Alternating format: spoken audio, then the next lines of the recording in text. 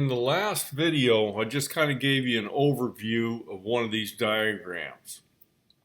And I talked about this diagram here, which we call a schematic. And that is the diagram we're going to use when we want to figure out how this thing should work. So, sometimes it's called the ladder diagram, sometimes it's called a sequencing diagram. Now, before we get too deep into this, I want to explain something about the schematic diagram. The schematic diagram, in order to make it simple, may separate out the different components, such as a fan relay. A fan relay may have a 24-volt coil that will be in the 24-volt part of the diagram, like here. But it may also have something in the high voltage part, like around here, because it's operating a fan, which is high voltage. So the contacts will be in the high voltage here, like with here, and the coil will be in the low voltage, like with here. And so FR and FR are the same thing. They are a single component, but because they're operated by different voltages, then they are separated in the schematic diagram. And that's to make it easy for you to sequence it.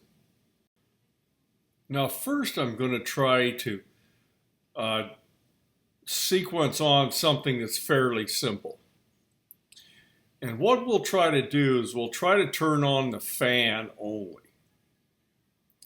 So let's get started. And I want you to listen to the terminology we're using here, because that does make a difference if you have to communicate this to somebody else. So I want to turn on the fan. Okay, power has to run from R to G. Now, I want to note here, some of these things are not all that easy to read. Welcome to diagrams. A lot of times they're not too easy to read, just the way they are. So power passes from R to G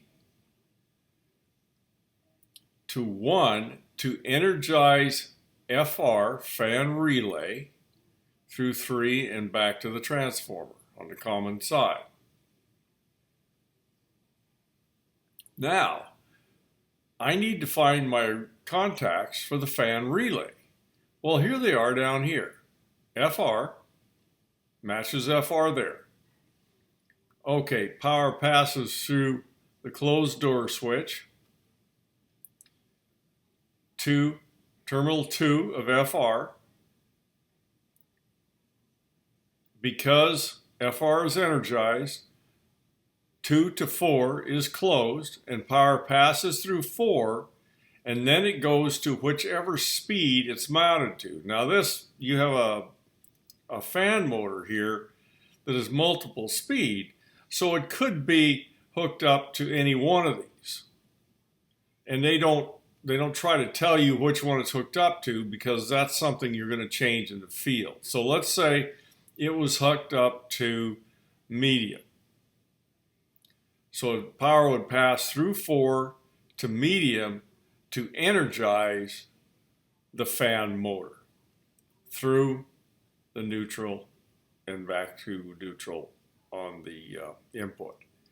That's pretty much a sequencing of a very simple part.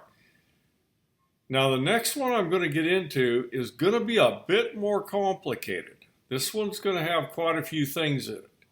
And I'm going to turn on the heat with the next one. So we'll get to that one in the next video. That's it on this one.